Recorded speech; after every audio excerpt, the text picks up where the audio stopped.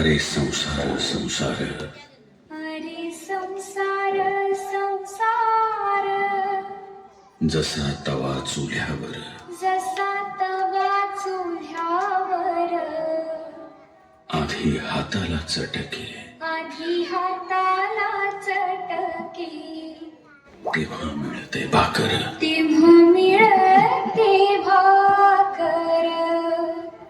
अरे संसार संसार, अरे संसार संसार.